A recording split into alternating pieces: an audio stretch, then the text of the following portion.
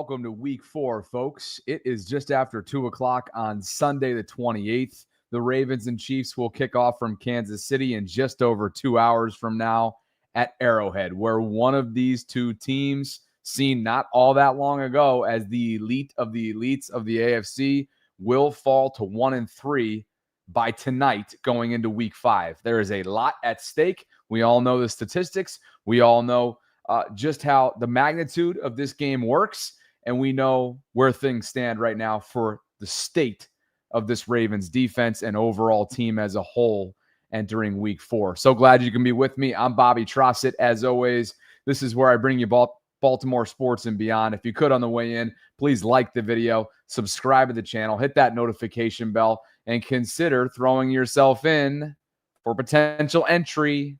We're doing a random giveaway today thanks to Charm City Spirits.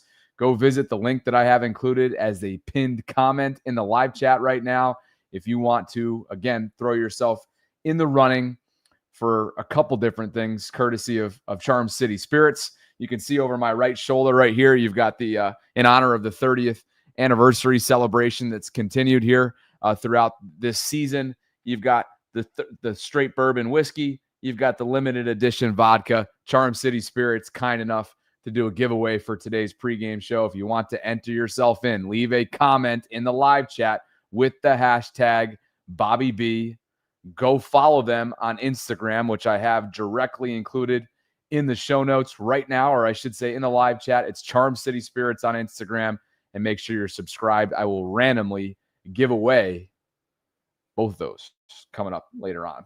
Okay, a lot has already taken place before we kind of shift gears to Ravens Chiefs. We'll open up the guest lines. I'll give you my prediction. I'll give you my thoughts. We'll take a look at the injury reports one more time. We'll take a look at what happened to Chris Jones over the weekend and why he is en route to Kansas City as we speak. But first, across the pond, Pittsburgh finds a way to get it done in Dublin. It was the Ireland game. Minnesota falls to the Steelers 24-21 in a game where, let's be very clear, a win is a win, and Pittsburgh improved to 3-1. But my God, was there some questionable game management down the stretch on the part of Pittsburgh in this one. By the way, Detroit, of course, I have red zone off to my left here, so there's a lot happening at once. But Detroit is hosting the Cleveland Browns. They are up 17-7 after Joe Flacco's second interception of the game put the Lions in good field position. So Detroit up 17-7.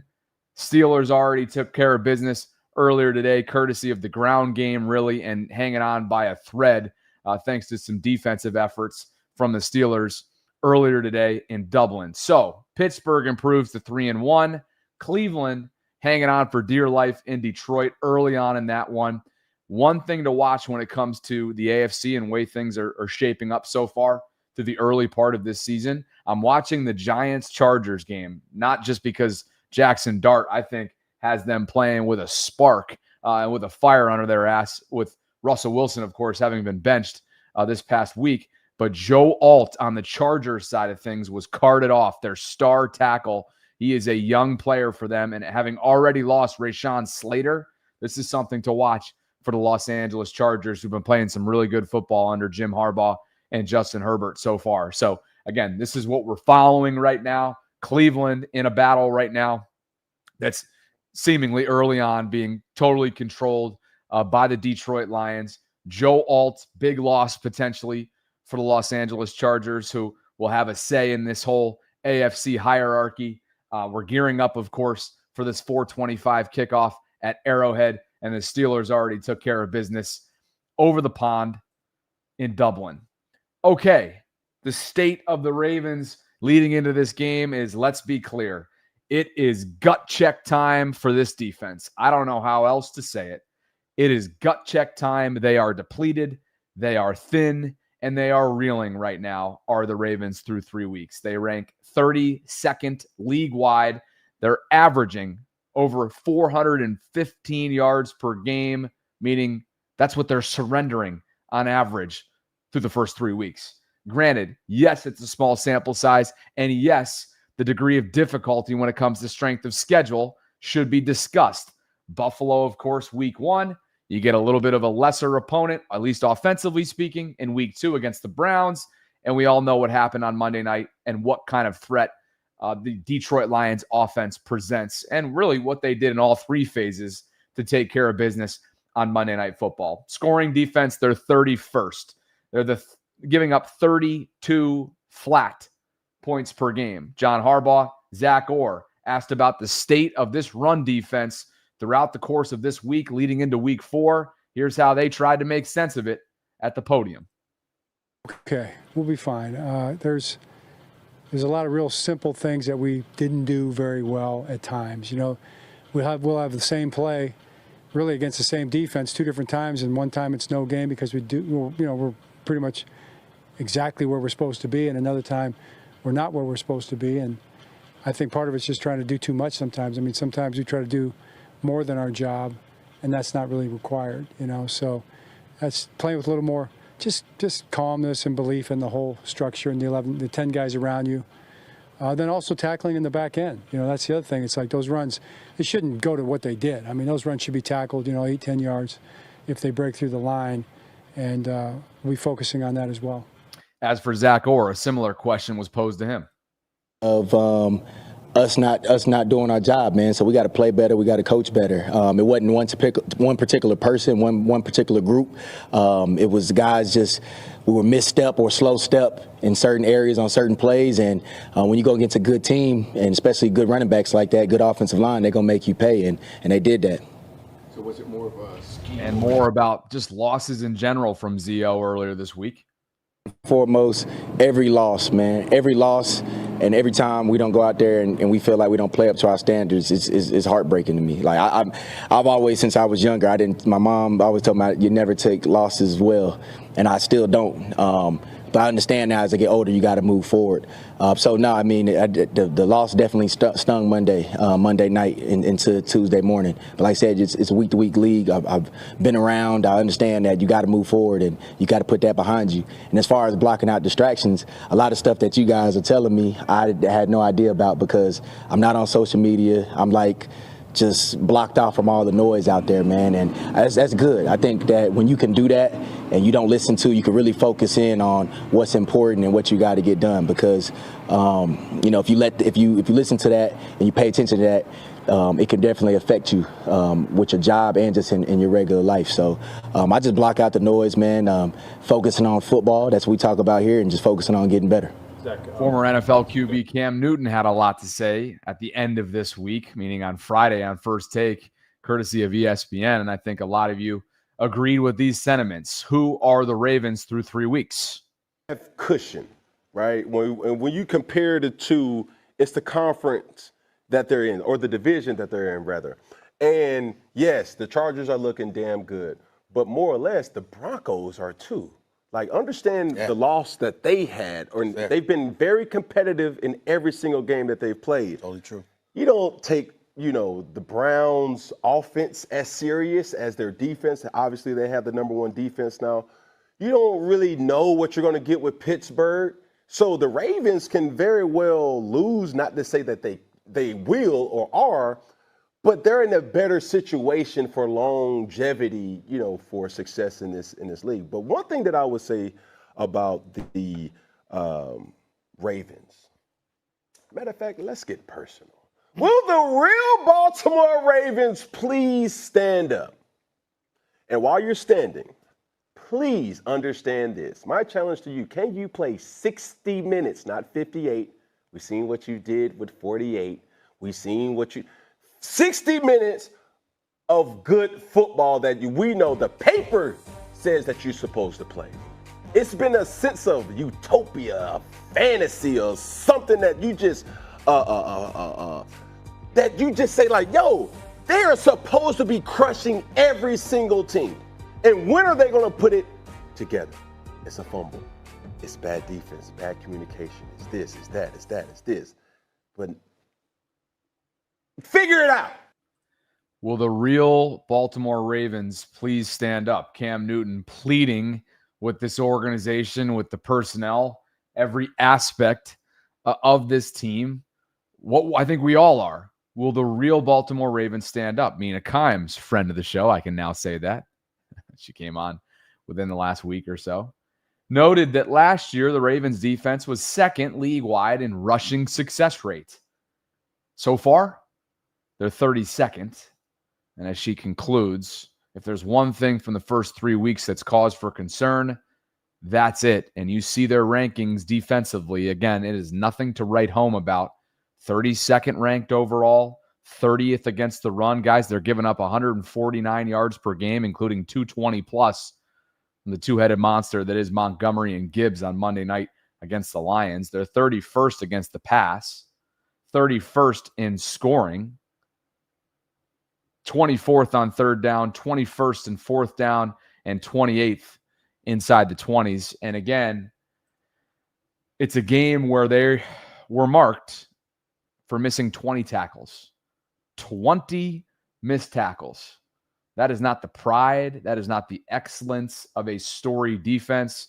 And quite frankly, that is not a defense that is anywhere close to being championship caliber.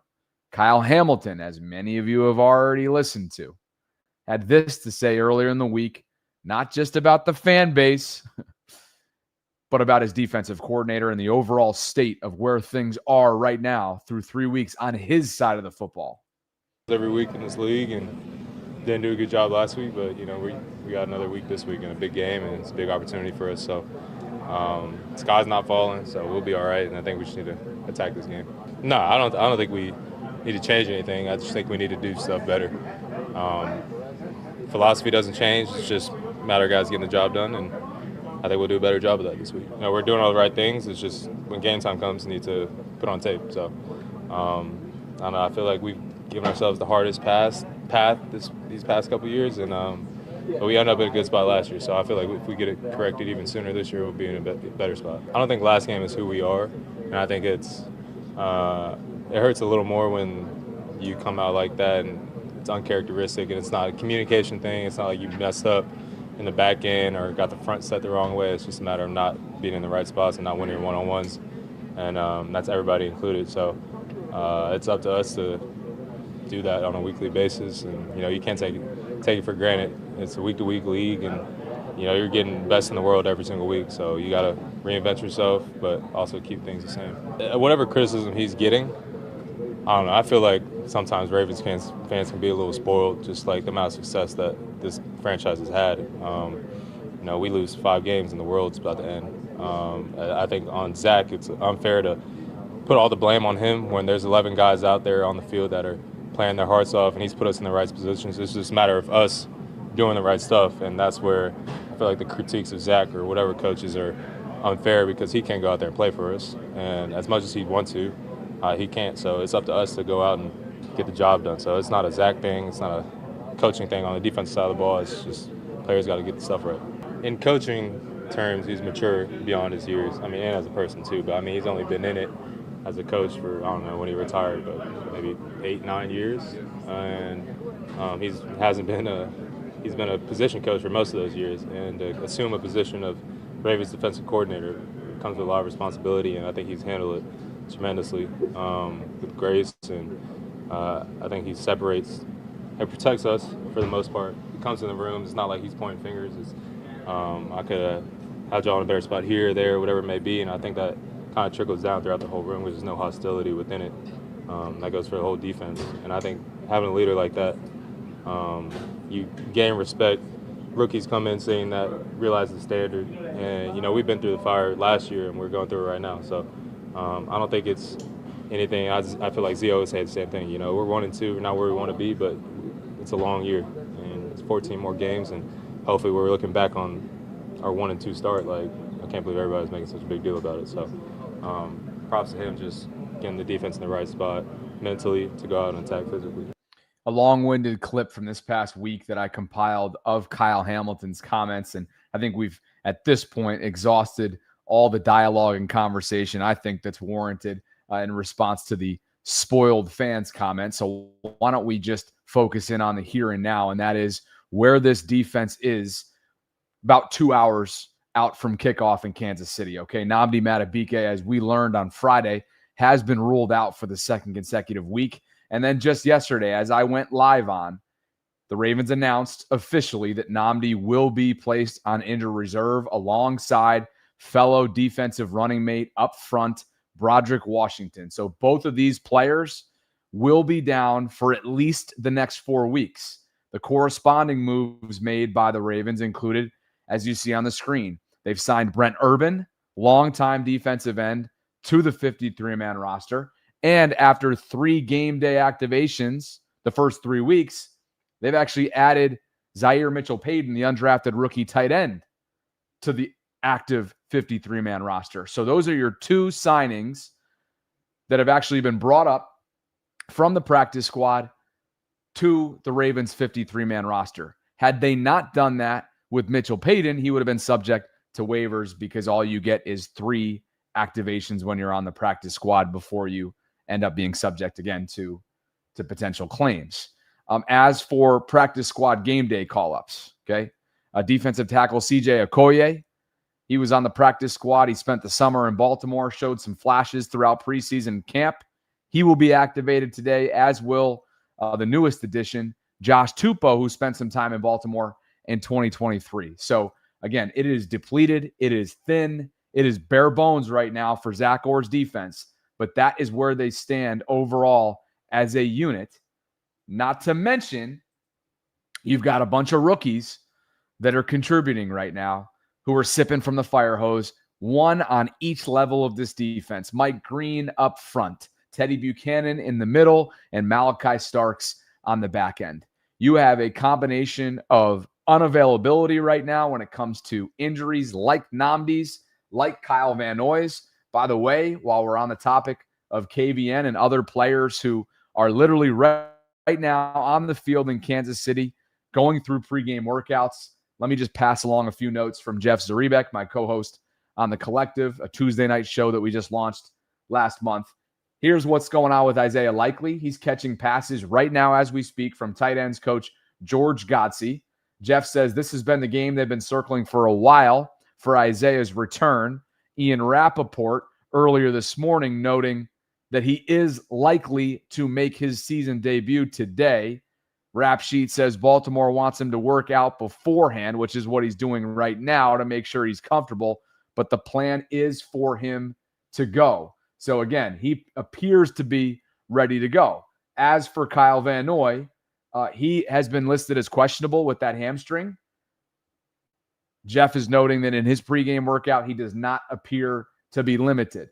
What about Ronnie Stanley? Multiple beat reporters checking out from their vantage point. Ronnie Stanley, who's going through a pregame workout right now, he's dealing with an ankle, missed some time this week. He is questionable.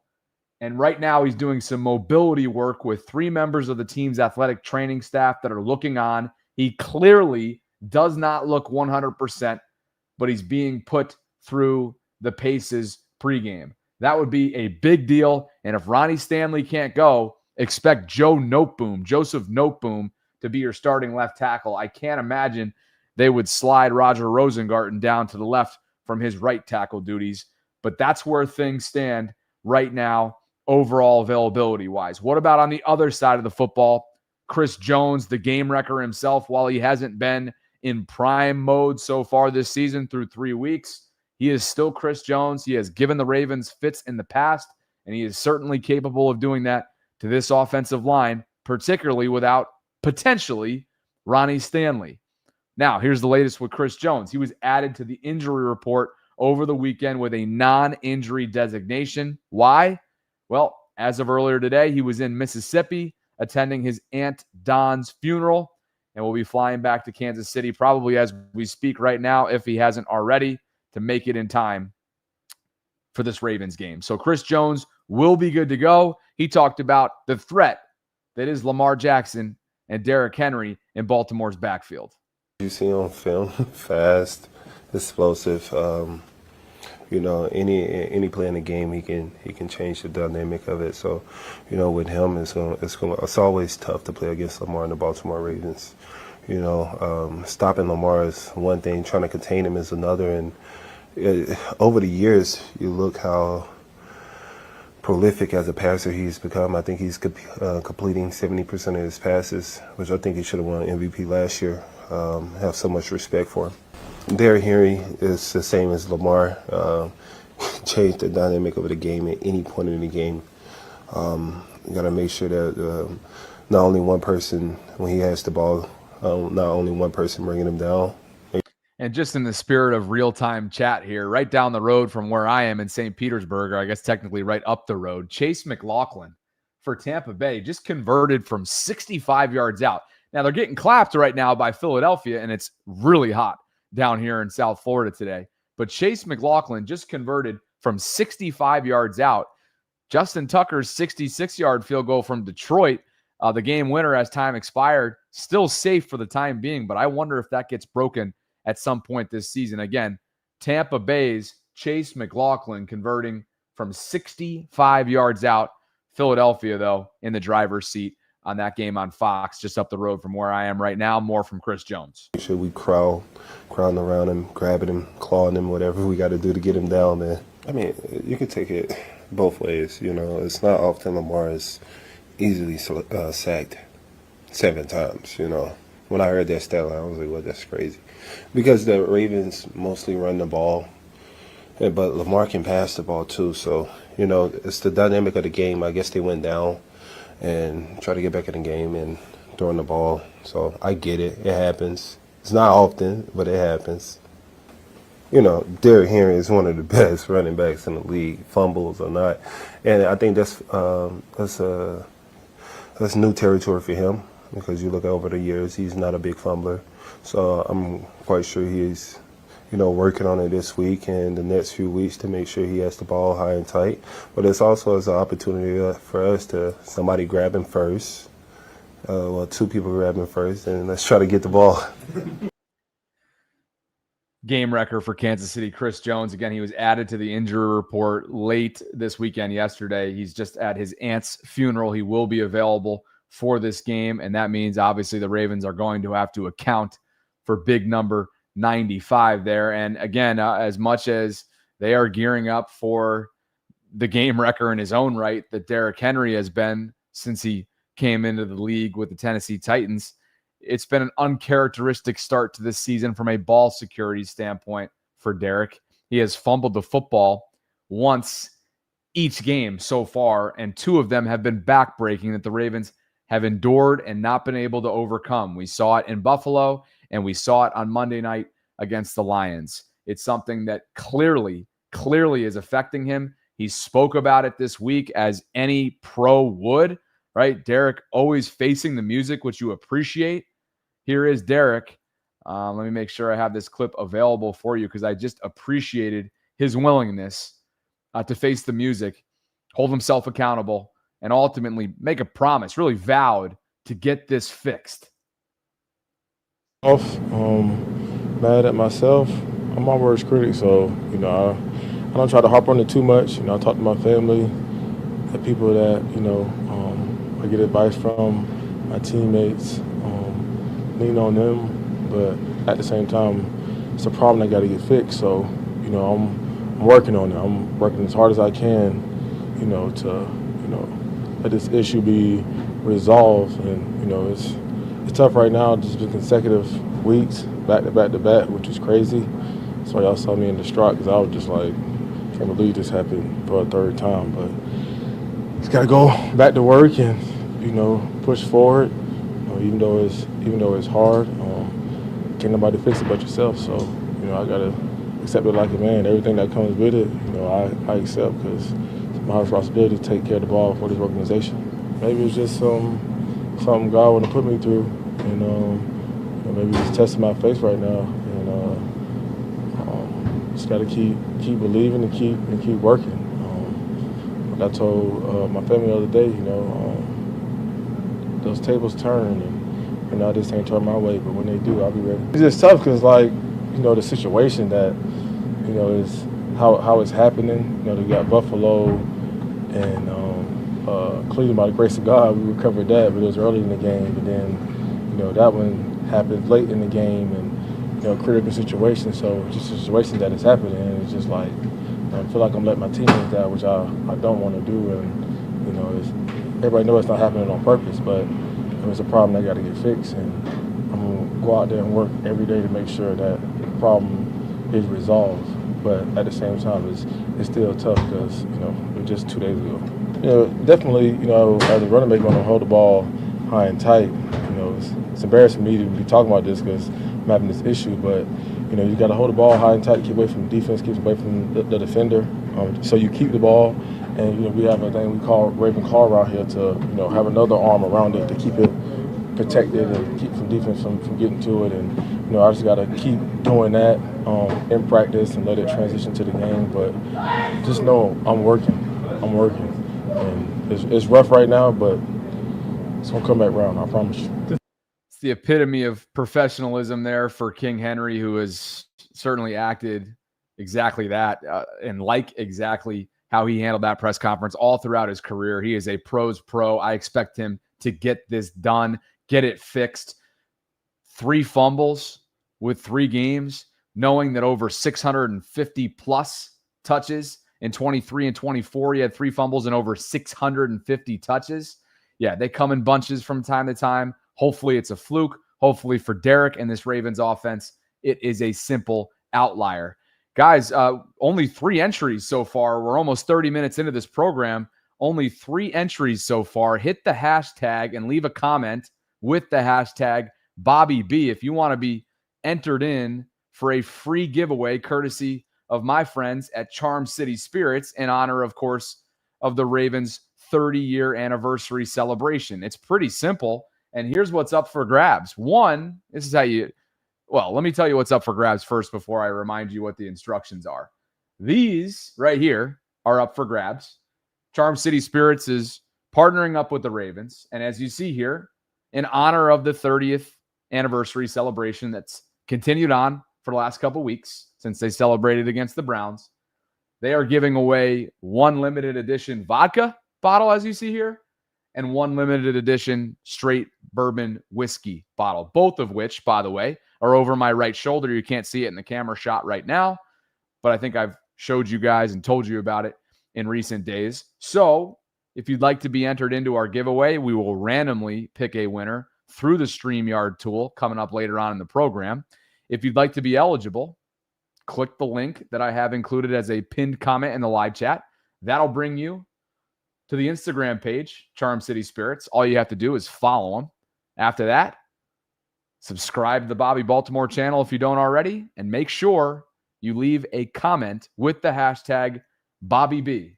Hashtag BobbyB. It is that simple, and we will randomly give away one of each of these bottles to a subscriber of mine coming up later on. So thanks to them. Thanks to you guys for being with me. And as you see, they sent them right down here to St. Petersburg, Florida, right over my right shoulder. I appreciate them for doing exactly that. And congratulations to the Ravens. Congratulations to Charm City Spirits on partnering up this football season. Well, you heard what Chris Jones had to say, that Lamar should have been MVP a year ago over Josh Allen. And so far, we're not going to have that conversation again. What I do want to have is a conversation surrounding Lamar's play this year. The numbers tell you that he is yet again another candidate and another year into being eligible for potentially his 3rd MVP. So far through 3 games, he's thrown 9 touchdowns. Or I should say he's accounted for 9 touchdowns. That's first league-wide. He's thrown no picks. That's first league-wide. He's throwing 9.6 yards per pass. That's first. He's got a passer rating of 141.8. That's first. And all other quarterbacks, as Sarah noted here on X, with similar numbers, were 3-0 at this point throughout their respective careers. Goes all the way back to 2013. Peyton Manning. And again, this is quarterbacks. The list that you're seeing right here is quarterbacks with 9+ passing touchdowns and no picks through the first 3 games of a season. Clearly, Lamar's MVP campaign has been spoiled so far through 3 weeks, courtesy of Zach Orr's defense. It's something they have to get under control as soon as possible. At the same time, if we're looking at this in all fairness, Lamar was sacked 7 times on Monday night against Detroit. And as much as some of that was due to poor pass protection and poor trenches play, I thought his indecisiveness, in part, was to blame as well. Don't remember seeing a whole lot of entrusting that was going on. Lamar seemed a little fidgety, a little hesitant in the pocket, and as a result, they did not get much done on the ground whatsoever. They did not get a little push. I should say they did not get very much push whatsoever in the trenches. They were outmanned, they were outperformed, and quite frankly, they were bullied. And that led Chris Sims to saying something that I thought was really interesting this week on the NBC side of things. Okay, he took it back to his father's. Let me make sure I have the direct link here. His father's teams back in the past with the Giants, Phil Sims. He made a comparison here the year that they went on to win the Super Bowl, and I thought it was interesting. And again, it gets back to what Cam Newton is saying. Will the real Baltimore Ravens please stand up? Who are the real Ravens through 3 weeks? Listen to Chris Sims here.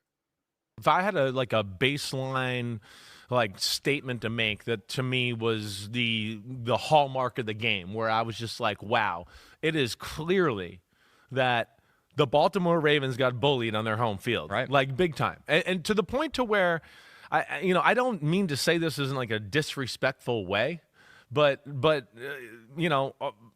are they fake bullies, the Ravens, a little bit? I don't know. It's just every big game, it gets a little physical. I feel like, they don't quite answer the bell. I don't see them just put themselves out there in crazy physical ways. Right. Like we've seen the Eagles be, or I've seen the Rams be, or I've seen the Chiefs be, or I saw the 49ers be every week, especially when they were a Super Bowl caliber team. There was a recklessness in how they played on both sides of the ball where you were just like, whoa, they're hitting. Like they're bringing it. And I'm not trying to say the Ravens are soft. I'm not saying that at all because I don't want to hear that. I know I'm going to hear this from Ravens fans in general, but I'm just going to say that I think it needs to maybe go up another level.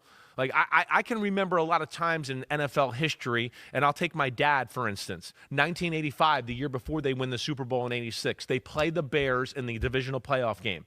They really, it was a day, the Bears were a little sloppy. The Giants probably could have, in America's game, Bill Parcells is like, if we played them 10 times, we would have lost 9. But that day was one of the days we could have done it. Right. But I'll never forget my dad after that, and even in telling stories as I got older, they realized, the Giants, that they weren't quite as crazy physical as they needed to be a Super Bowl team, right? And that went into the next year, and then, of course, they got over the hump and win the Super Bowl. But I think there's a little bit of that in me of the Ravens, and I think they've got a lesson there last night to go, hey, you're tough and you're physical, but you're not there with the Detroit Lions, who really dominated the line of scrimmage on both sides of the ball pretty much the whole game.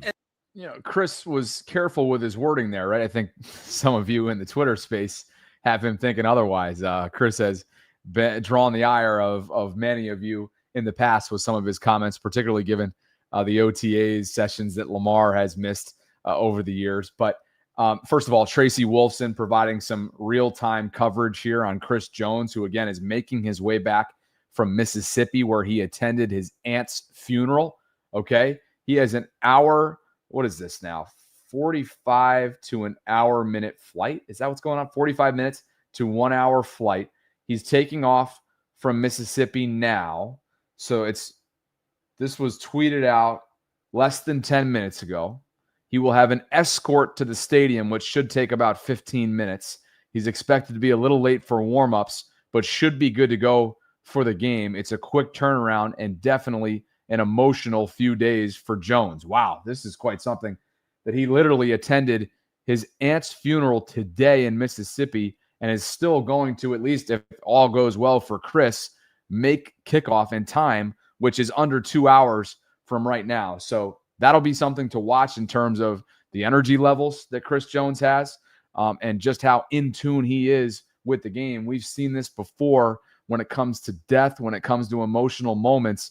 God, I mean, some of the great games, right? I think about like when Brett Favre, for example, lost his father and then went ahead and played, what was it, that day or the next day? Or I'm obviously not remembering it perfectly, But we'll see. Everybody channels emotions differently when it comes to dealing with loss. So that's something to watch as we get ready for this kickoff. Again, it is 4:25 coming up at Arrowhead, where the Ravens have historically struggled mightily. They have not won in the Lamar era at Arrowhead. And when you take a look at the way this series has been dominated by Kansas City and company, look, it's undeniable that they have the upper hand. At least they have historically. Could have easily gone the Ravens' way the last 2 times out. 1 in the AFC Championship game. 2, of course, in Week 1, the rematch of the AFC Championship game in September of 2024. Lamar is 1-5 against the Chiefs and Mahomes in their head-to-head, including the playoffs. His completion percentage drops to 57. His touchdown to interception ratio is 6-3, and his total QBR has been 55. Patrick Mahomes, anything but. He's been excellent.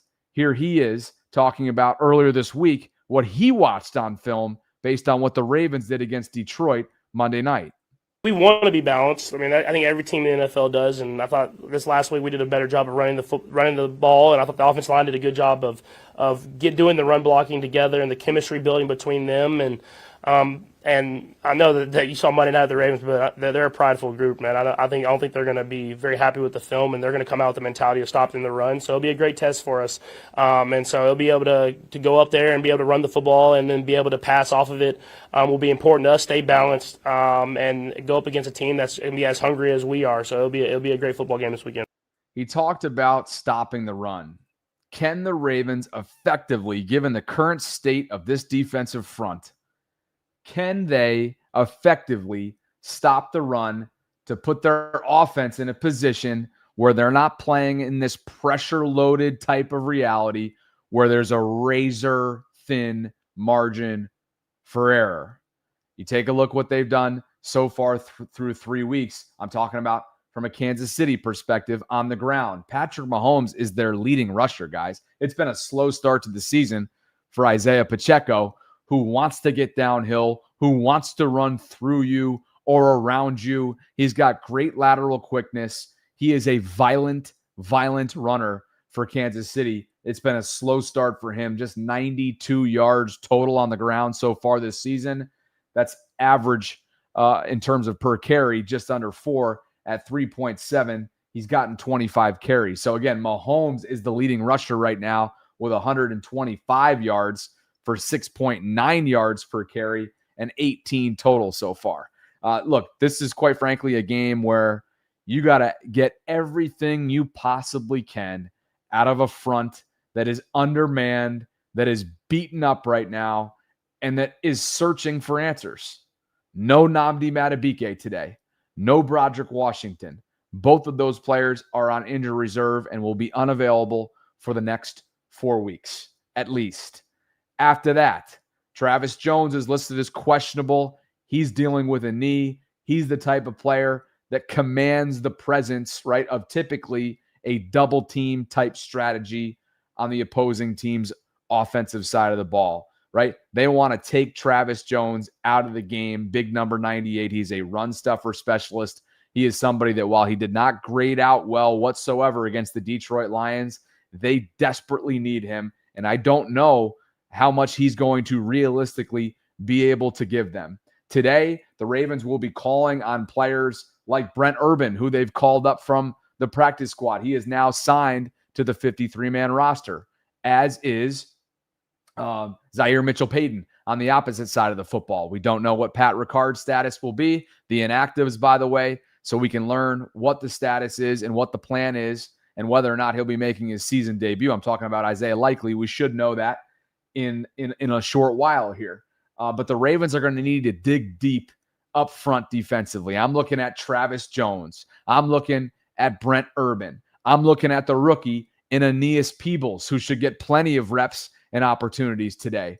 What about the edge presence? Can Kyle Van Noy go? Apparently right now he's trying to go. He's trying to give it a go. He's missed 1 game with that hamstring. That's a body, of course, that's a part of the body that tends to linger, especially when you're on the other side of 30, and they want to be careful because he is their most productive edge rusher. Adafe Owe, this is a contract year for you, man, as it is for KVN, as it is for Travis Jones. These are big-time money-making opportunities, and not only do you need a collective effort, right? Not only do you need a collective effort in wake of losing both Nnamdi Madubuike and Broderick Washington, but you need consistent four-quarter play from this defensive front that will ease up the tension on the back end of it with a young rookie who's learning as we go here in Malachi Starks, and of course, Teddy Buchanan as well in the middle part of this Ravens defense. All of a sudden, you look up, and this is a very young and inexperienced Ravens defense at certain parts. Again, getting some updates as we speak. The 1 o'clock games in the second half now. We are up against it. Let's see. Okay, Chargers still down on the Giants, 13-10. Again, the Chargers, at least for the time being, are without their star tackle, Joe Alt. That'll be something to watch just in terms of the way things shape up with AFC football. Houston is up early, and I should say it's not early, it's in the third quarter. They're up, but not by much, to Tennessee, 6-0. Atlanta up on the Commanders, 17-13. Buffalo in a close game with the Saints, 14-10. Bills over the Saints right now. Philadelphia is putting it on Tampa Bay right up the road from where I am, 24-6. Detroit handling Cleveland thus far. Joe Flacco, a couple picks, 20-7 is that score. New England beating up Carolina, 28-6, and that's where things currently stand in this 1 o'clock window. Again, the Steelers got things started earlier today in Dublin. That means Dublin, Ireland. And man, shout out to Skylar Thompson, one of their backup quarterbacks. He's on injured reserve. He got jumped and robbed last night in Dublin. I don't know if he was out having a couple or whatever. He's on IR. He made the trip with the team, but he was robbed and jumped last night in Dublin, Ireland. So best wishes to Skylar Thompson. That's kind of a scary scene for Pittsburgh, and certainly not a great look just 24 hours after what the NFL came out and said that hopefully in the imminent future they have plans for one international game per year. And obviously it's hard to control. It's hard to especially with a QB3 or QB4 or whatever Skylar Thompson is in Pittsburgh. It's hard to prevent hopefully one-offs like that. And I know I'm a huge proponent. Maybe you guys are from a fandom standpoint, just given the type of travel that comes in as a component for in-season expectations and whatnot. But I will say that one international game per year is a great way to continue to grow the game globally. And selfishly, you already know that I'm going to be using that as an excuse to travel for sure. Loved the London experience several years ago. Blast. And obviously it's always better with a win as well. Oh, this is brutal. Malik Neighbors is believed to have torn his ACL. Malik Neighbors, stud wide receiver in New York. And this is a huge blow for the Giants, a huge blow for their rookie quarterback who's starting his first game in his NFL career today. Jackson Dart looks to have just lost his top playmaker. Malik Neighbors feared to have torn his ACL. That is an absolute shame. And again, I saw Qadri Ismail, by the way, who of course is a strength and conditioning specialist, knows the body better than most. I saw him tweet this out a little while ago since there were some conversations about the MetLife turf. I know the MetLife turf has not been kind to the Ravens over the years. Just ask Kyle Fuller or, gosh, who else did they lose? Jawan, help me out here. Jawan James, right? A couple of years ago. Was that in the same game? They lost players to lower body injuries on that Meadowlands turf. But Qadri says, tough deal for the Neighbors' knee injury. To the untrained eye, it will be blamed on the turf. But those who know correct movement will recognize it is not the surface that did it. Interesting. He's had some conversations and some comments on the Ravens. Excuse me. That's the Celsius right there. Hopefully you didn't hear that burp. Goodness God. Excuse me. Okay. Actives and inactives are coming out any moment for the Ravens. Isaiah Likely is officially active for this game. He will make his 2025 season debut against the Kansas City Chiefs coming up in about an hour and a half from right now at Arrowhead. Again, Isaiah Likely will officially, based on what it looks to be right now, in the Twitter sphere. Jamison Hensley first on this. Sure looks like Isaiah Likely will make his season debut. That is a welcome sight for this Ravens offense. Inactives are coming out here in the next couple minutes, and we will fully get you up to date on what those consist of. And again, terrible news across the NFL for Malik Neighbors. I'm glad you guys are here today. Please like the video on your way in. Subscribe to the channel if you haven't already done so. Hit that notification bell. There's a lot happening at once right now. I want to say thanks to Charm City Spirits for the opportunity to partner up. And let's see how many entries we're at for that bourbon whiskey bottle, for that limited Premier vodka. We're giving out a couple different vodkas and overall bottles today, courtesy of Charm City Spirits. Just 11 of you have entered in, yet we've got over 400 that are currently joining me right now live. So we're up to 12 now. That's a pretty easy giveaway based on, if you do the math, on the chances you'll have to potentially win, again, what is over my right shoulder. And let me go to remind you what's over my right shoulder. The Ravens are celebrating their 30th anniversary. I think we all know that by now. And Charm City Spirits was kind enough just a couple weeks ago to send me a couple different bottles, a couple spirits here. One, the straight bourbon whiskey, and two, the limited edition vodka. It's all branded accordingly to celebrate 30 years since the inception of this franchise, and only 12 of you right now. Just 12 of you. Come on now. Let's get it going, guys. I want to be able to give this thing away and actually have a little bit of competition. You got to wake up. It's week 4, baby. Come on now. What do you need, a little Ma the Meatloaf on aisle 5 or what? Go to the Instagram link that I have included in the show notes, guys. And when I say show notes, I mean a pinned comment right now in the live chat. And if you follow Charm City Spirits, as some of you already do, Trippy, Ryan Ripken, my guy Luke, you will be eligible if you leave a comment with the hashtag BobbyB in the live chat. You will be eligible for our random giveaway coming up later on at the end of this show. Again, Charm City Spirits on Instagram. Drop them a follow. Subscribe to the Bobby Baltimore channel if you don't already. And most importantly, so that you will be entered randomly into the system, leave a comment with the hashtag BobbyB. That's where we're at. Appreciate you guys for being with me on this Sunday afternoon.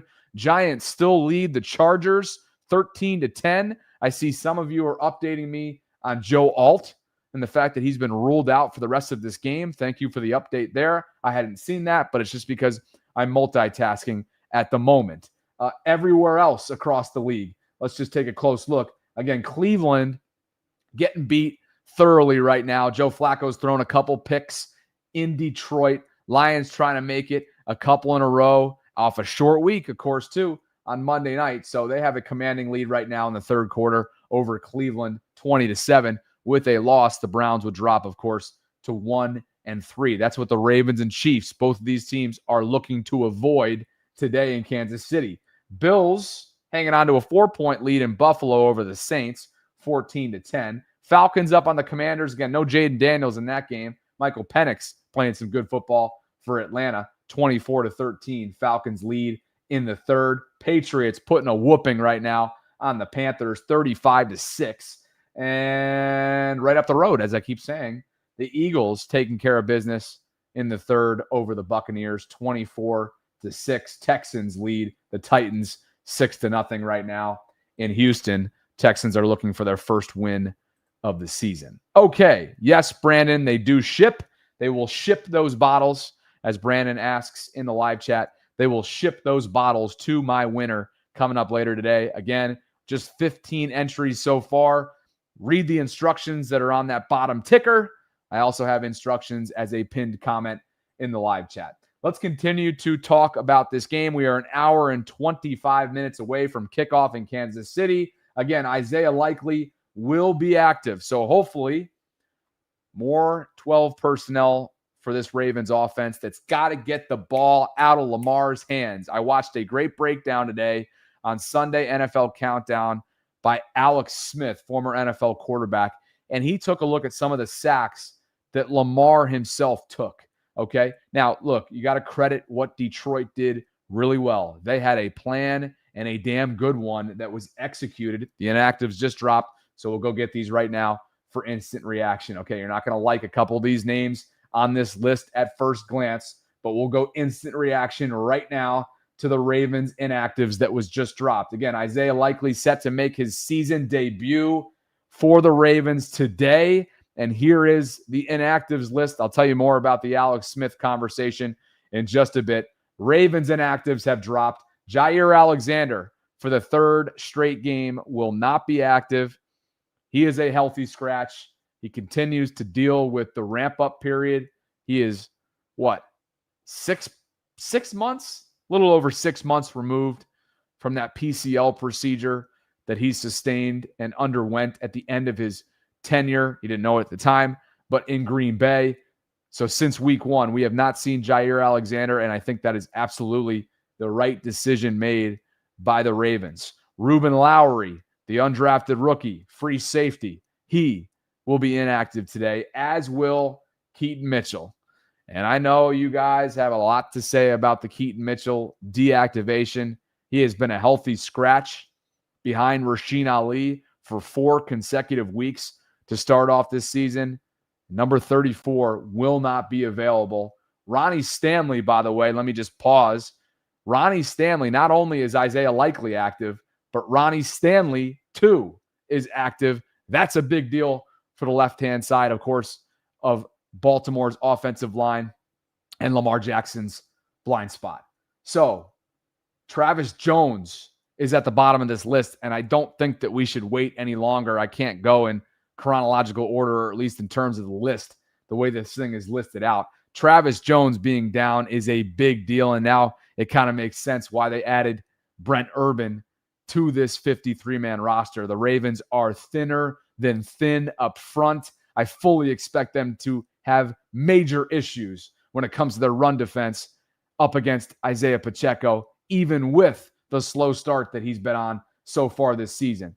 Carson Vincent, the rookie tackle, he will not be available today. Kyle Van Noy, who was seen on the field working out pregame, he will not go. He misses his 2nd consecutive week for the Ravens.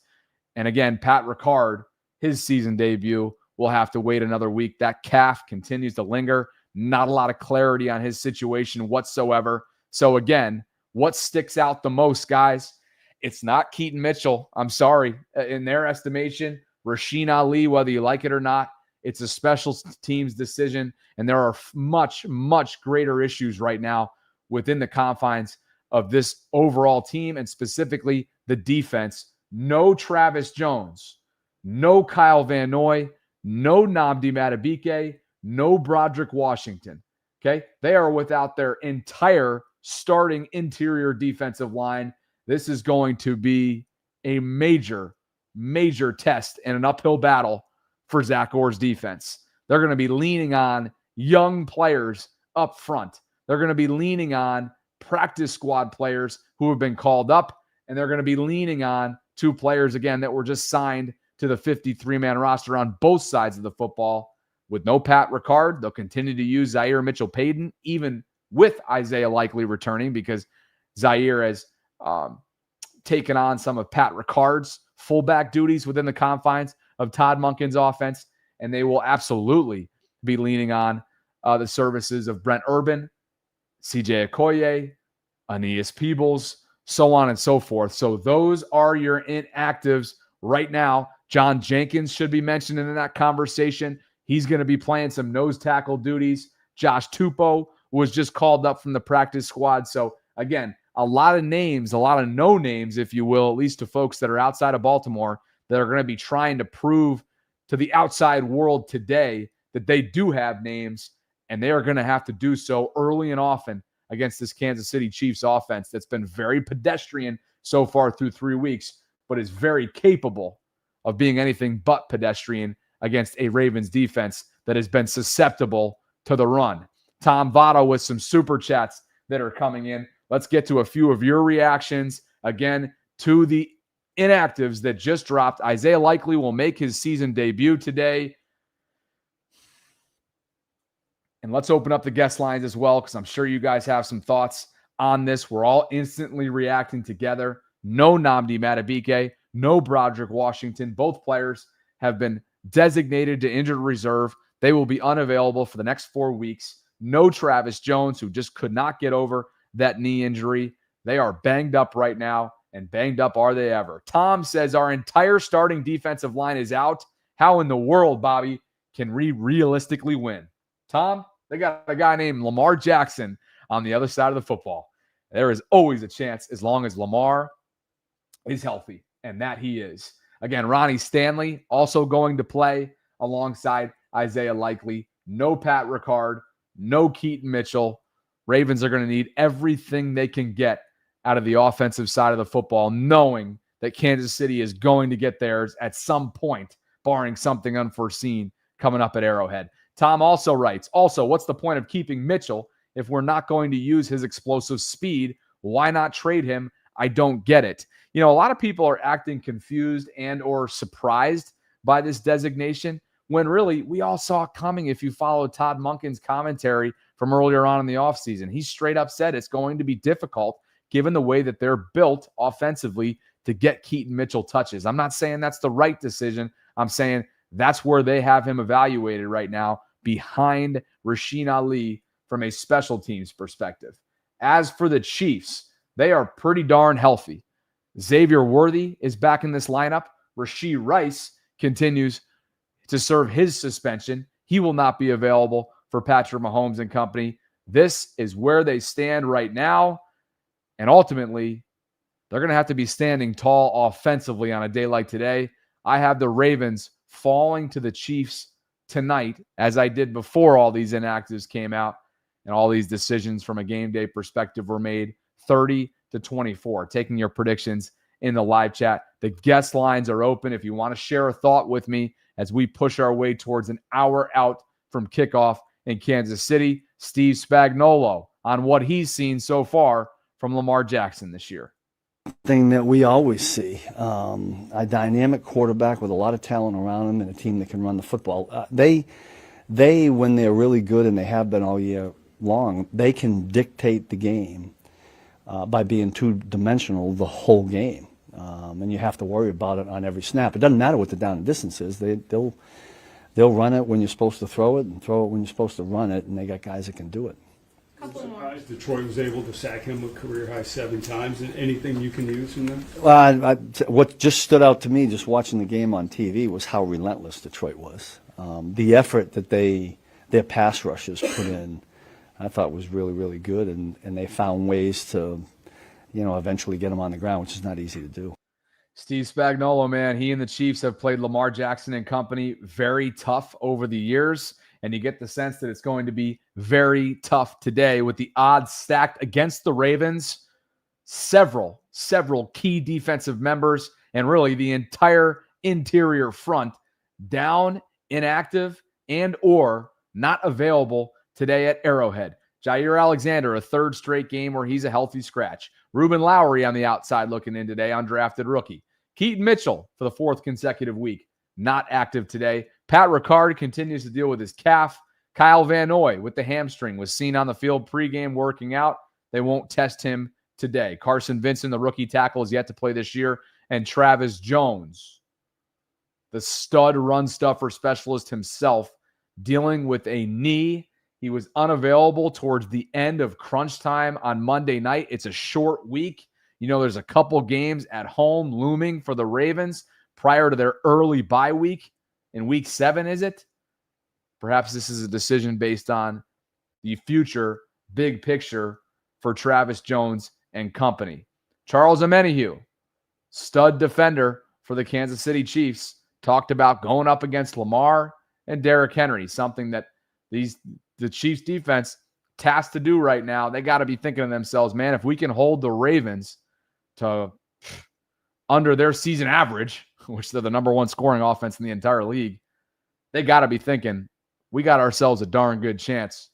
Fully knowing, I'm sure there's a full level of confidence over there on the Kansas City side that they're going to be able to do whatever they want at times in this game to Baltimore's defensive front. Listen to Omenihu. Said, here come the Ravens. They've scored 111 points in 3 games. When you have a running quarterback who's elite like Lamar Jackson, and then you get Derrick Henry in the RPO or quarterback run game by design, what are your responsibilities and the defensive as a whole slowing these guys down?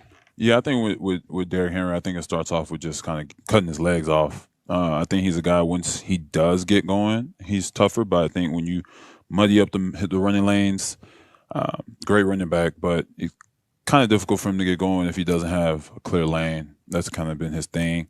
So you muddy up the running lanes, and when he does kind of get a little bit of escape, knock his legs out.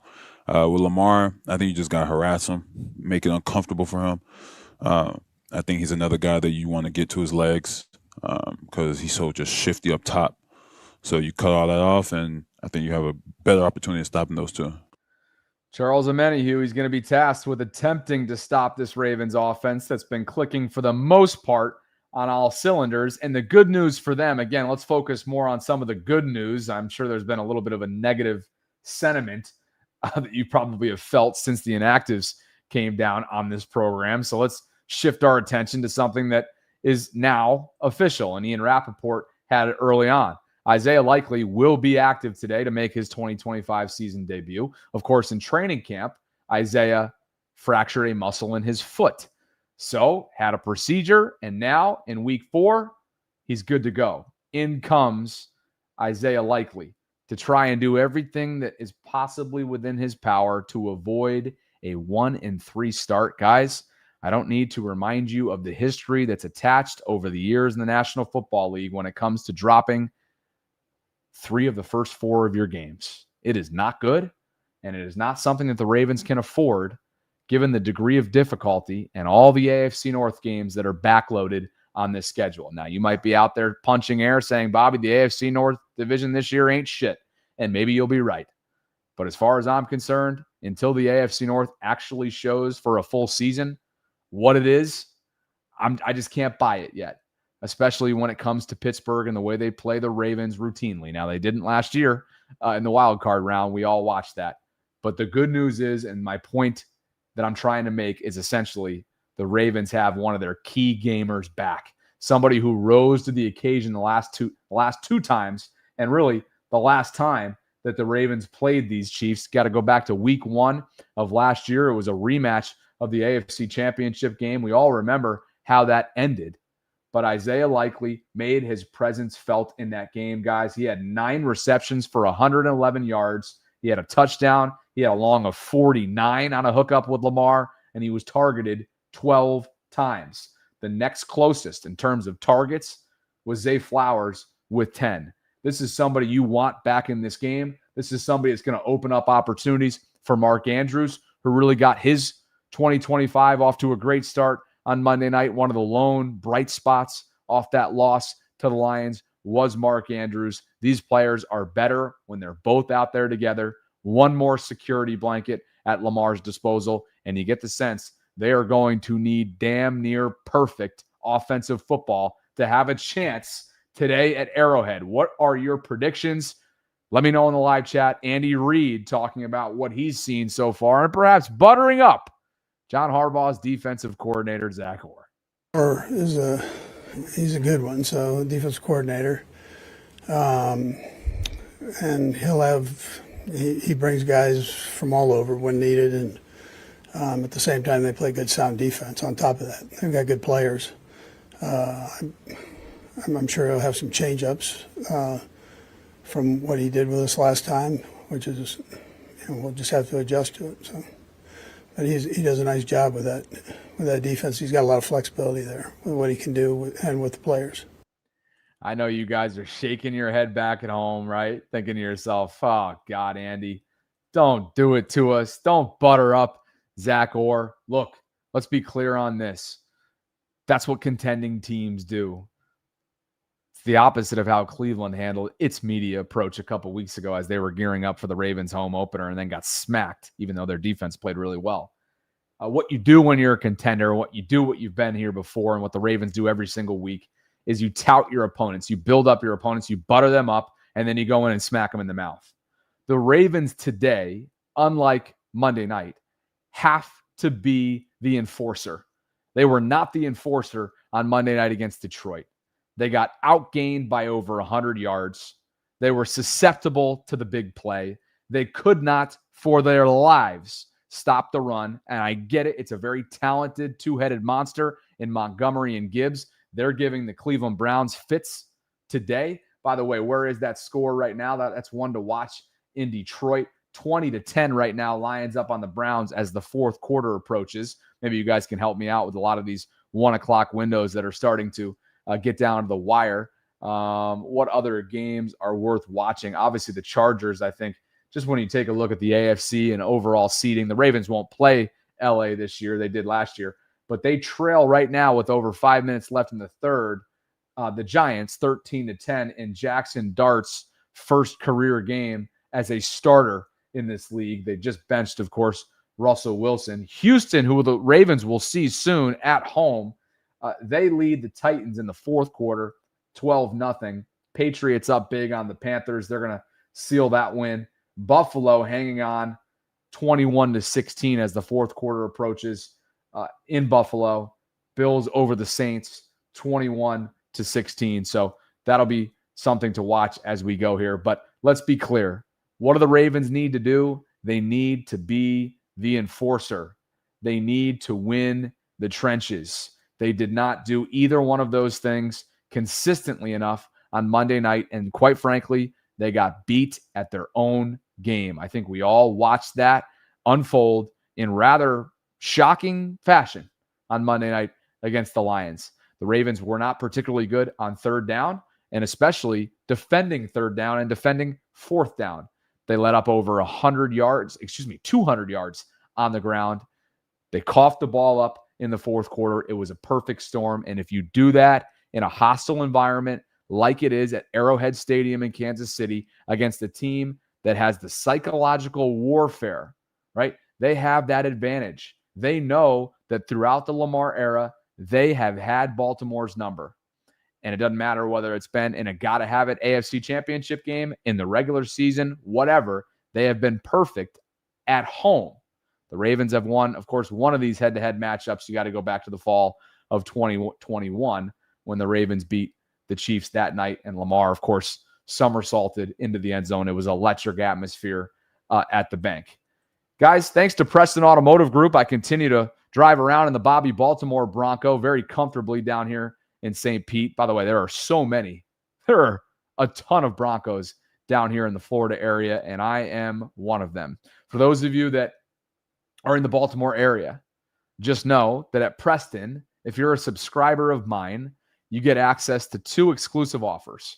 One is $500 towards a newer pre-owned vehicle, or when you buy 4 tires, you'll get 50% off your alignment. As you can see, Mark Andrews, Ravens tight end, partners up with Preston.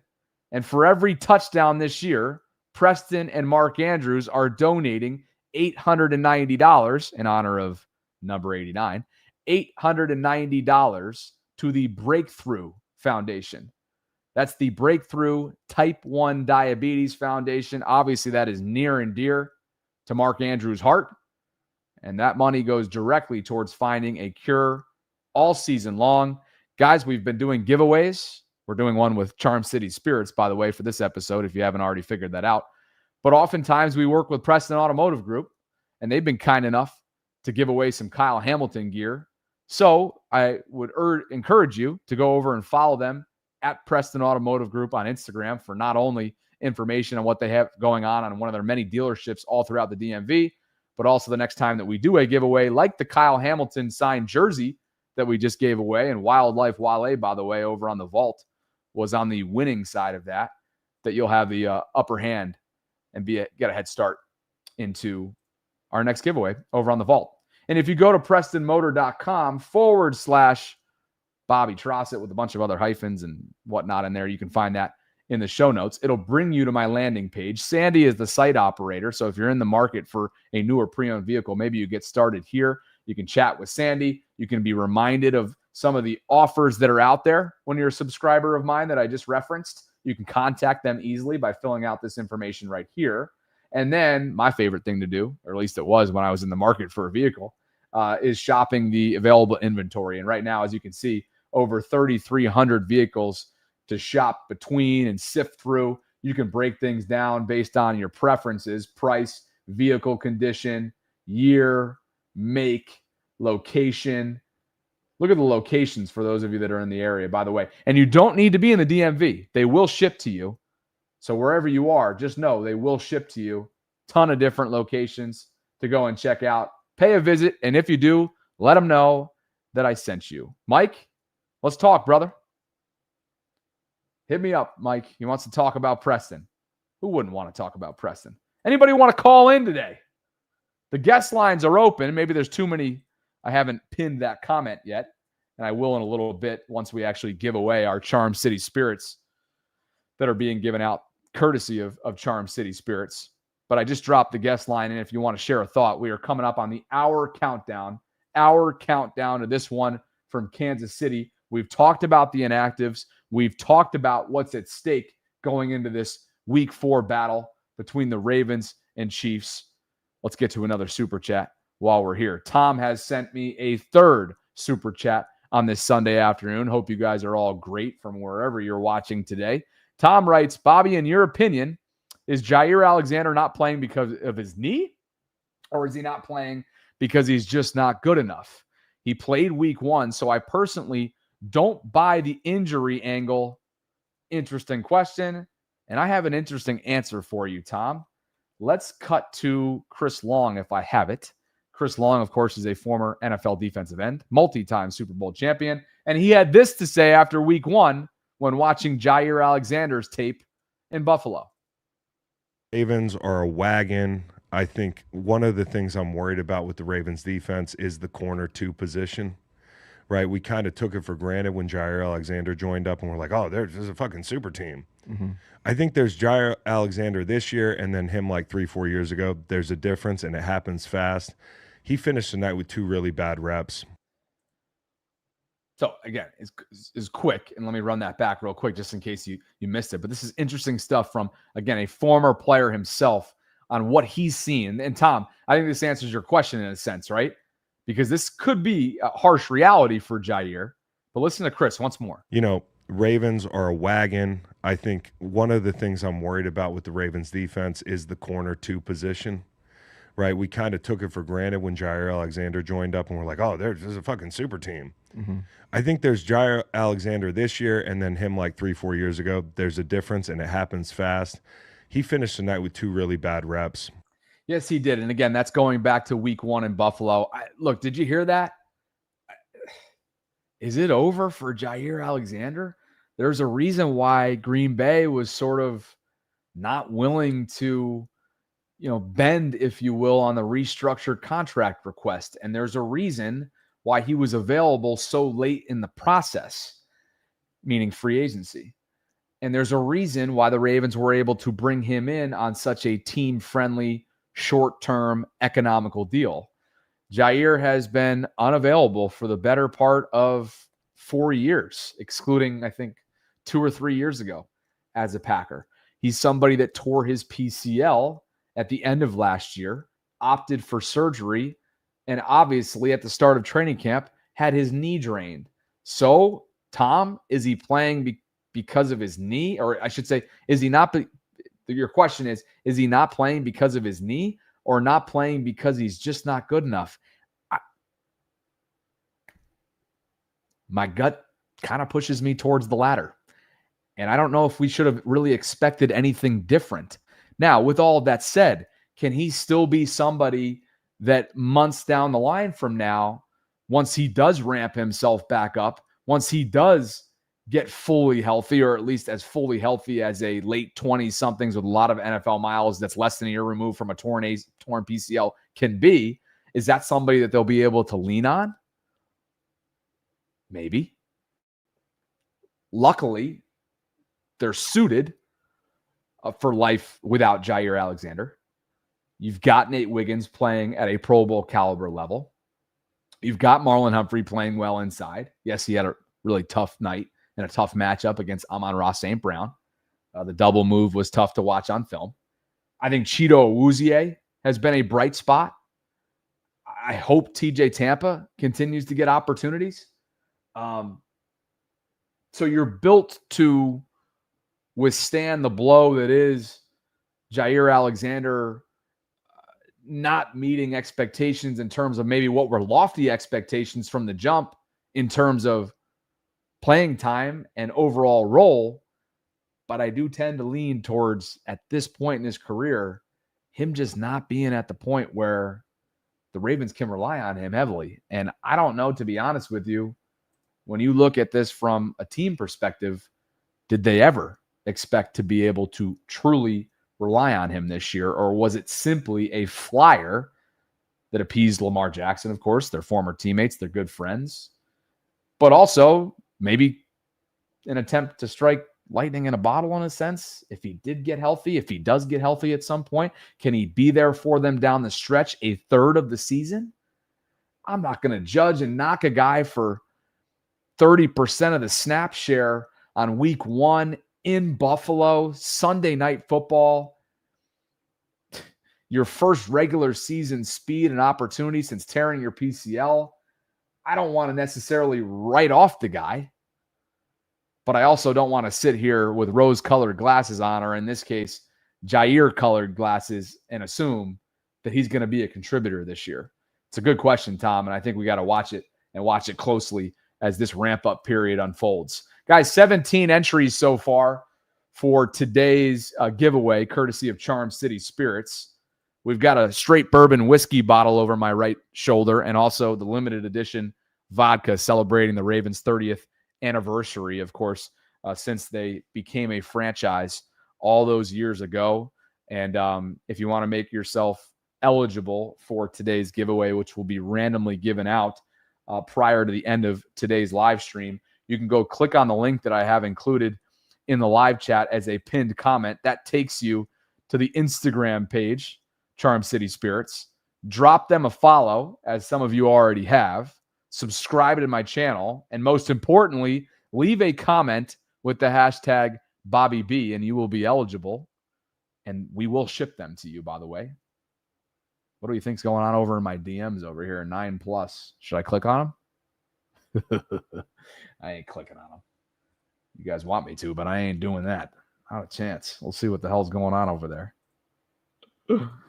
Keaton Mitchell, for a 4th consecutive week, is inactive, and that means the Ravens will once again be going with Derrick Henry, Justice Hill, and Rasheen Ali, who is primarily your kickoff return specialist, and also other areas of special teams he contributes in as well for Chris Horton, their special teams coordinator. Keaton opened up to the Sun this week about how, hell yeah, he's frustrated about not playing.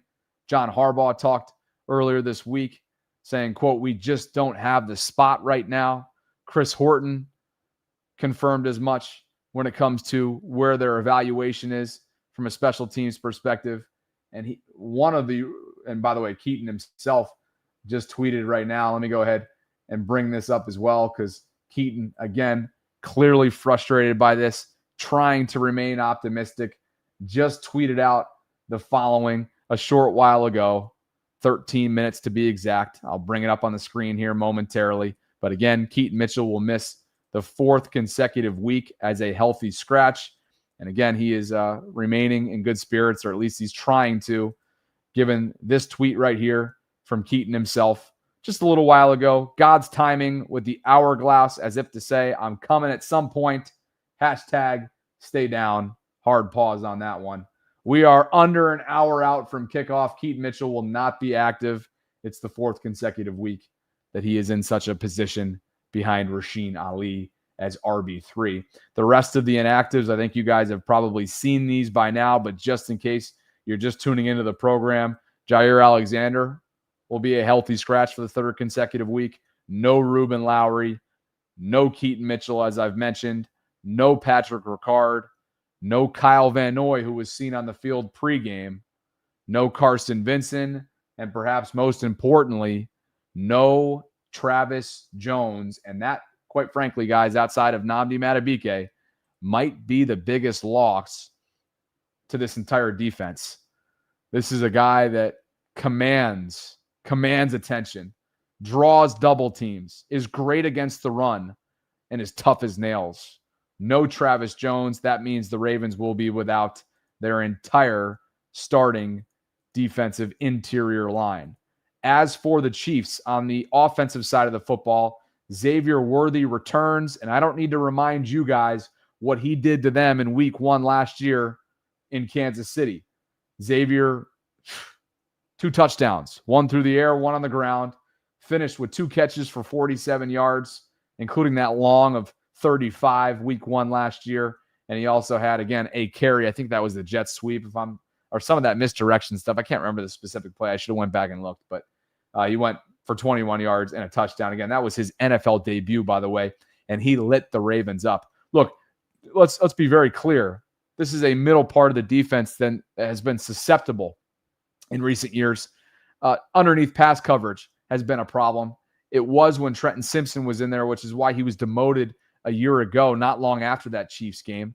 And now he's been beaten out by Teddy Buchanan. And while I think Teddy gives them the best chance to win, they are still leaning on a rookie in a big moment going up against a multi-time Super Bowl championship winning strategizer, and that is Andy Reid, not to mention his defensive coordinator, who, of course, is going to be trying to stop Lamar in this offense, and he's had a lot of success in doing so over the years. So they get a bunch of speed back in Xavier.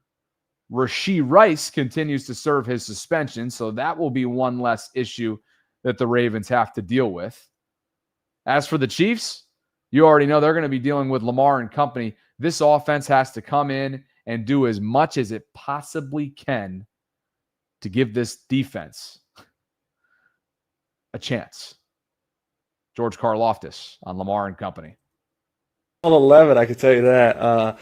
We got so much respect for the dude. Not just him, but their whole offense. Really, their whole team. I mean, they're tough. They do stuff the right way. Lamar specifically is so athletic, but he's such an accurate quarterback. I don't think he gets enough respect for that. He really can do it all. I've talked about this before. He's one of those elite quarterbacks that really can do it all. I mean, he's MVP and all this stuff. So definitely a lot of respect for him. It's going to take everything we got to stop him. Yes, it is. Yes, it is. But again, it's going to take everything the Ravens have in them on the offensive side of the football to put this defense in a position where they can somehow, some way do enough on their end of the bargain to put this Ravens team in a position for a must, I don't want to say must win yet because it's not mathematically a must win. But my God, optics-wise, the Ravens desperately need this win. Lamar has been exceptional. Yes, he was a bit indecisive. Yes, he was a bit fidgety in the pocket. Some of his footwork was a bit off a week ago on Monday night. It's less than a week. It's a short week, of course, for the Ravens. But he has obviously not been the reason for this 1-2 start. Has he been perfect? Hell no. But who has been so far through 3 weeks, particularly given the degree of difficulty that the Ravens have been in from an overall strength of schedule standpoint? Guys, if you're looking for a little something to dig into, Warren Sharp noted this earlier in the week. He likes to look at officiating trends. And by the way, Detroit putting the finishing touches, I should say, on Cleveland. They look to have just scored based on what I'm seeing in the distance on my 4 split screen. They lead the Browns 26-10 at the moment. The Giants continue to lead right now. They are beating the Chargers 21-18. What's going on in Buffalo? Saints are making it a game in Buffalo. It's 21-19. So here comes the extra point for Detroit. It's 27-10. So Cleveland sure looks like, barring something miraculous, they will drop to 1-3. And again, that is what the Ravens are trying to avoid today at Arrowhead. They're also trying to avoid the wrath and this trend right here that could potentially continue with Clay Martin and his officiating crew. The Chiefs have been unbeaten when Clay Martin works their games. The Ravens have been beaten and beaten 3 times with Clay Martin's crew. Warren Sharp took a look at and interviewed an NFL ref expert to discuss his tendencies, specifically his third down offensive penalties and low DPI rate, and how they might impact the Kansas City-Baltimore outcome. So good stuff there from Warren Sharp. So perhaps you guys maybe want to take a look at that for some pregame reading, if you will. Hopefully that doesn't continue to trend in the wrong direction for the Ravens. You go back and look at that week 1 game that the Ravens really dominated the Chiefs in a lot of ways. They beat them in time of possession by 7 minutes week 1 last year. They were more efficient on third down, were the Ravens. Each team had a turnover. The Ravens outgained the Chiefs significantly, 452 to 353, and they had their way much throughout that game. Yet the Chiefs found a way to walk away victorious yet again over the Ravens. Something that, again, throughout the Lamar era, it's been that monkey on his back that he just cannot quite shake. Not quite yet. Some of you have asked me in the comment section about trades and what the Ravens should do. Quite honestly, I spent some time this weekend thinking about exactly that, guys, knowing that the state of this defense, really, it's reeling. The Ravens are reeling right now, and they are in a position where I feel like they have to go away from some of their organizational tendencies and philosophies when it comes to always chasing and coveting value. What do I mean by that? I think you might have to be willing to give up some of the stockpiled picks that you have available in April. You might be willing or have to be willing to part ways with a player or two that was in your future calculations. You need a guy right now defensively. Nnamdi Madubuike is down for the foreseeable future. Broderick Washington was just placed on IR. Kyle Van Noy has missed 2 consecutive games now that he's been inactive today. And already, even potentially with those players, we have no idea what Monday night would have consisted of. Would it have been any different? I don't know if I can sit here and confidently say that it would have been any different. So what am I saying? The Kayvon Thibodeaux out there in New York. I had a list of a couple other players as well. What about Jalen Phillips in Miami? I'm just spitballing names, but potential names that could be on the trade block from teams that will be sellers between now and November 4th, which is the 2025 NFL trade deadline at 4 p.m. Eastern. Could the Ravens be willing to, again, put some of their philosophies aside and go after a player that would become a guy for them, much like Roquan Smith was in the middle of 2022 when they gave up a second rounder to go and get Roquan from Chicago? It is that important right now, in my mind, for the Ravens to go out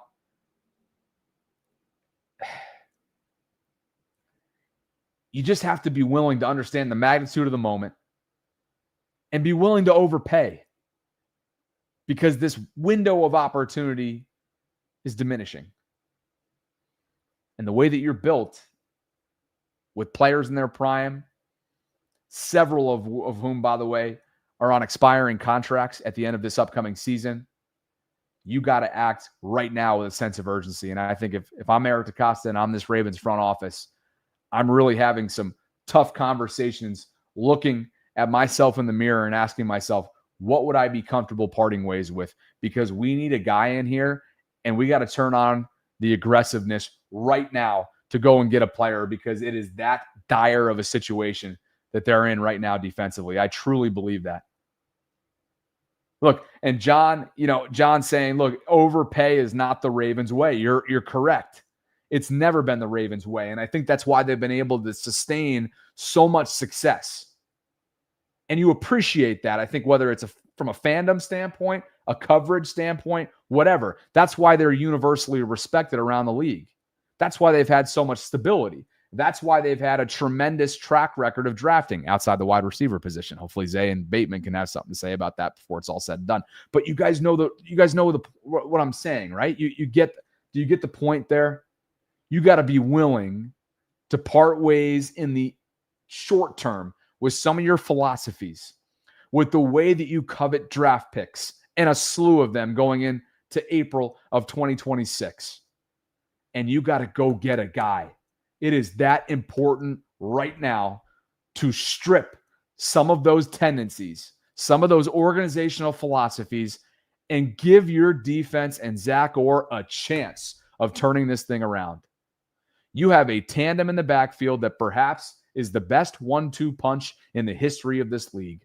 And they're both, I don't know if Derrick's in his prime per se, but Derrick is still playing at a high level.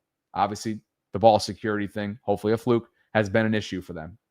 But Lamar is in the window of his prime. Chris Jones has just landed, by the way. It's an hour out, less than an hour out, I should say, from kickoff. And Chris Jones has landed in Kansas City. So things are happening quickly. He will now get a police escort from the airport to Arrowhead Stadium, right on schedule for him. We'll see if he's available for the first defensive drive by the Kansas City Chiefs. Scores around the league before I get back to my thought there, closing thought really, before we open up this random giveaway. Again, last call, leave a hashtag with the comment, Bobby B. Leave a hashtag Bobby B comment in the live chat right now. You will be eligible for our free giveaway, courtesy of Charm City Spirits. We're giving away a bourbon whiskey bottle and a limited edition vodka bottle, courtesy of the Ravens' 30th anniversary celebration. So get those last minute entries in. Leave the hashtag Bobby B in the live chat right now. Giants trying to hold on for dear life against the Chargers. We're following this Buffalo game as well. They just went up 28-19, as you would suspect they would. 7 minutes left in the fourth quarter over the Saints. Detroit's going to go on to beat Cleveland here over the next 20, 30 minutes or so. And the Patriots put up a 40-burger on the Carolina Panthers today. There's still a lot of time left in that game, but obviously Carolina's not coming back. It's 42-6. This Giants-Chargers game is going to be fun to watch down the stretch. Houston's going to get its first win against the Titans, 26-0, and the Ravens again will host the Houston Texans coming up next week. They will then host the Rams, and then they will go on their bye, which is a very early bye so far this year. Again, get your hashtags in. Only 21 entries, guys. 21 entries. Your chances of winning are very, very strong right now. 21 entries for the Charm City Spirits giveaway that we're doing in honor of course, the Ravens' 30th anniversary celebration. Go to the link that's pinned right now in my live chat. It'll bring you to Charm City Spirits on Instagram. Follow them like Trippy, Rip, and Luke already do. Leave a comment with the hashtag Bobby B, and make sure you are subscribed to the Bobby Baltimore channel. You do those three things, and you will be eligible. I'm going to give this thing away to somebody that's watching live in just a bit. I look forward to that and a whole lot more coming up in just a bit here. Guys, I'm taking your predictions. I'm going 30-24 Chiefs over the Ravens. I take no pleasure in that prediction, but that is my prediction. What are yours, and what is the deciding factor going into today against Kansas City? Let's see if the line has shifted at all as we approach the 30-minute countdown to kickoff. I want to say thank you to Prophet X for sponsoring the channel this football season. Prophet X is the #1 sports prediction market. It's where you win real money predicting sports in 40-plus states. You'll get better odds than traditional sports books because you're playing against others, not the house. With Prophet X, you can request your own odds, play with confidence, and get super fast payouts straight to your bank, card, or even crypto. And right now, if you sign up at prophetx.co and you use my promo code Bobby B, that's promo code Bobby B, as you see on the screen, you'll get up to $200 in profit cash available. Let's go to the link. Again, if you click in and search it on your own, prophetx.co, it brings you to this main page. Of course, Ryder Cup finishing up at Bethpage. How about the Americans just getting embarrassed this week? You got to give it to Team Europe, but that's been a brutal performance by Keegan Bradley's guys. Insane day yesterday, by the way, of college football. What a freaking day. I was watching college football at Ferg's in downtown St. Pete yesterday. That place was rocking. What an atmosphere. You got Ole Miss fans in there, Alabama fans, Florida Gator fans, Florida State Seminoles, you name it.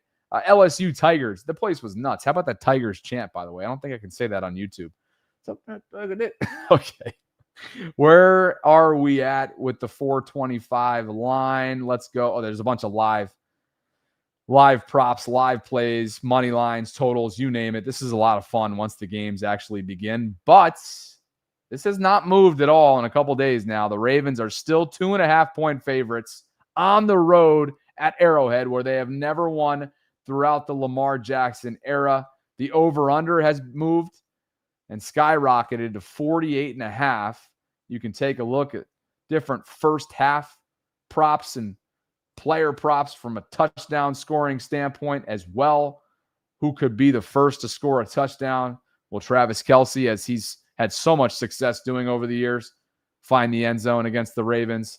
That'll be a good Kyle Hamilton assignment in the middle part of that Ravens defense. Could Isaiah Likely get on the board for his first score? Again, Isaiah Likely will make his season debut for the Ravens today in about a half an hour from right now, thanks to ProfitX. You can go to profitx.co if you want to get more involved.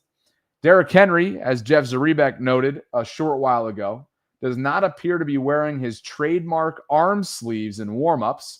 He wasn't wearing them in practice this week either. Could that be an adjustment made given some of the issues that he's been having with ball security over the last few weeks to start off this season? The 1 o'clock games are coming down to the wire. Detroit putting the finishing touches as we speak on the Cleveland Browns. The Browns potentially in jeopardy of going to 1-3. The Pittsburgh Steelers way back when in Dublin, guys, earlier, improved to 3-1. A lot of suspect game management from Mike Tomlin and company down the closing stretch of this game. But they did enough defensively in the end to win this game 24-21 against Carson Wentz and the Minnesota Vikings. So the Steelers, 3-1. The Bills looking to improve to 4-0, putting finishing touches right now, closing out the Saints 28-19. Falcons up on the Commanders late in the fourth. They've reached the 2-minute warning. How about Tampa Bay trying to come back against the Philadelphia Eagles right now? It's 31-23. They just put up points on the board. New England improves to 2-2, or at least will shortly here, up 42-6 on the Panthers. The Chargers are without their talented tackle, Joe Alt. He was ruled out of the game after being carted off. That'll be something to watch. They lost Slater, remember, right before the season began. So that's a big deal for Justin Herbert's protection. They trail the Giants right now in Jackson Dart's first career start under center for the Giants, 21-18. Titans getting thumped right now by Houston. The Ravens will host the Texans coming up next week, 26-0. And that is what's going on across the league. I appreciate you guys for being with me today. Over 500 concurrents at the moment. If you could like the video on the way in, subscribe to the channel if you haven't already done so. It's a last call. Last call for our giveaway. We're coming up on that 30-minute countdown to kickoff. And right now, I've got 28 entries. 28 entries, my StreamYard giveaway tool tells me. So, guys, get your hashtag BobbyBees into the live chat if you want to be eligible for our Charm City Spirits giveaways. That's what we're doing. Randomly, I will have this system select a winner. I want to say thank you to Charm City Spirits for the opportunity to partner up with them. Julian, I hit you up in the Discord server. Where you at? I tagged your ass too. Let's go. There's something in the mail, baby. Get your ass in gear, will you? I love you. Charm City Spirits on Instagram, as some of you already follow. They are the reason why we're giving away a couple of their 30th year anniversary celebration spirits. It's the limited edition vodka, the straight bourbon whiskey, and let's go ahead and do this right now. Guys, you know the drill. Subscribe to the Bobby Baltimore channel if you haven't already. Follow Charm City Spirits on Instagram. If you're wondering how to do so, I have this link right here that I'm going to drop into the live chat right now. It's pinned in the live chat. So follow them. You have to follow them to be eligible. You have to have left a comment with the hashtag BobbyB to be eligible. And you have to be a subscriber of mine. Okay? It's that simple. Let's go ahead and give this thing out before we get ready for kickoff. I'll take a couple more. Again, right now it's coming down. Get your entries in. You can leave more than one hashtag, by the way. And let's do this thing. 30 of them. Just 30. Damn good chances for you guys. And off we go. We ready? Let's draw it. Who's going to be the winner on this Sunday afternoon? Week 4, Ravens, Chiefs. Who's it going to be? Charm City Spirits, Jabo. And I know you are here, Jabo, because you are my main man in the Discord server.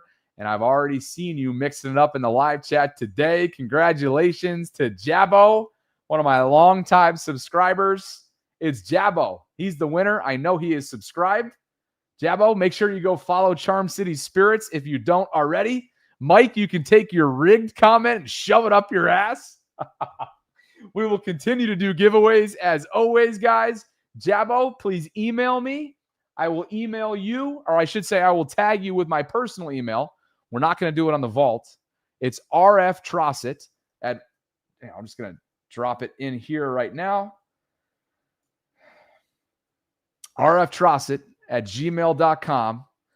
Anybody who wants to say it's rigged, you should have gotten your asses in there. There's only 30. I mean, the chances of winning are damn easy, and that's exactly what Jabbo did. So I just shot my email into the live chat. It's rftrosset@gmail.com. A special thanks to Charm City Spirits for the opportunity to work together. It's an honor, of course, and continued celebration, I should say, of the Ravens' 30th anniversary celebration. So there you have it. Mike hit me up about the dealership comments, and it's almost time for kickoff, guys. Closing thought is this: the Ravens need everything they can get from a depleted and thin defensive front. It's going to be inexperienced, it's going to be youthful, and it's going to be early and often. Their starting defensive interior front in warmups includes the following players: John Jenkins, Brent Urban, and CJ Okoye. That's the pregame lineup right now up front for the Ravens. Again, no Nnamdi Madubuike, no Broderick Washington, no Travis Jones. So Okoye, Brent Urban, John Jenkins, Tavius Robinson, and Mike Green on the edge.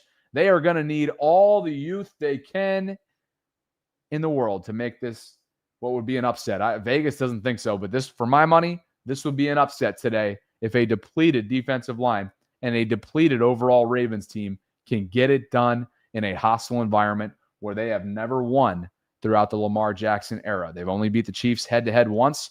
You guys know the drill. You remember where that happened. And kickoff just over a half an hour out. I'm going to go get a swig of water, let Tilly out. Sarah and I will be back for post-game coverage, as always, on the vault. Guys, if you want to follow me on Twitter for in-game tweeting, you can do so by finding me on X at Bobby Baltimore. You see it right here. I'll drop this link into the live chat right now. It's in-game tweeting all game long into the evening hours before Sarah and I get this started. I would love for you to connect with me over there. It's at Bobby Baltimore, and there will be plenty to discuss as we get ready from this game, week 4, trying to avoid 1-3 in Kansas City. Roquan Smith breaking down the huddle as we speak, as Jeff Zaribek noted on Twitter. Kickoff in about 30 minutes. Guys, like the video on your way out, subscribe, hit that notification bell, consider becoming a channel member or gift-giving membership. And as always, I appreciate you guys for spending some time with me. Thanks to Prophet X. Thanks to Charm City Spirits. Thanks to Preston Automotive Group for the continued support. And thanks to you guys for hanging out pregame. I will catch up with you around 8 o'clock or so as we instantly react to Ravens Chiefs from Arrowhead. Talk to you.